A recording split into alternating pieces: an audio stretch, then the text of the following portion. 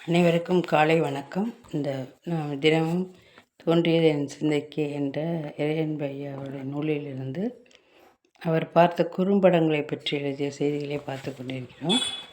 நாம் பொக்கிஷமாக சிலவற்றை கருதுவோம், அரிதாக கிடைக்கும் ஒன்றை அதிசயமாக எண்ணுவோம். ஆனால் நாளடைவில் அதை நாம் அதிசயமாக எண்ணுகிறோமோ அது மிக சாதாரணம் என்ற அனுபவத்தின் மூலம் உணர்வதே வாழ்க்கை. இலையுதிர் இலைகள் என்கிற ஈரானிய குறும்படம் சின்ன பெண் ஒருத்தி வீட்டில் படித்து கொண்டிருக்கும் போது மேலிருந்து விளைகிற இலையை எடுத்து ரசித்து பார்க்கிறாள். பாடத்தை மறக்கிறாள்.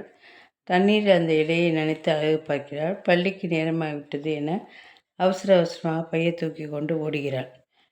வழியில் மாதுளை ஒன்று பழுத்திருப்பதை பார்த்து தடியால் வீழ்த்துகிறாள். அதை எடுக்கும்போது தவறவிட்ட புத்தகம் ஞாபகம் வந்து வீட்டுக்கு செல்ல முற்படுகையில் அப்பழம் நழுவி ஓடிவிடுகிறது.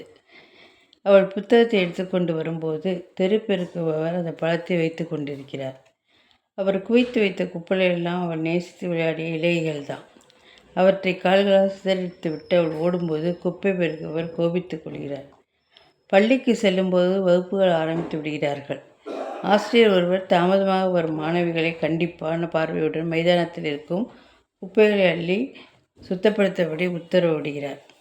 அவை எல்லாம் அந்த சிறுமி ஆசையோடு விளையாடுகிற இலைகளாகவே இருக்கின்றன என்ற இந்த அழகான குறும்படம் இலையுதிர் இலைகள். இலையுதிர் காலத்தில் அந்த இலைகள் எல்லாம் தானாகவே கீழே விழுந்துருங்கிறத மிக அழகாக சொல்லியிருக்கார். அதே மாதிரி வசுமித்ரா எழுதிய தடை செய்யப்பட்ட புத்தகம் என்ற கவிதை தொகுப்பில் தான் ரசித்த கவிதையை தனியே அழுவது என்பது சற்று துயரமானது, யாருக்காக அழுகிறோம் என்ற சந்தேகத்தை விதைக்கக்கூடியது என்ற மிக அருமையான கவிதையை ரசித்ததாக இங்கே பதிவு செய்திருக்கிறார்.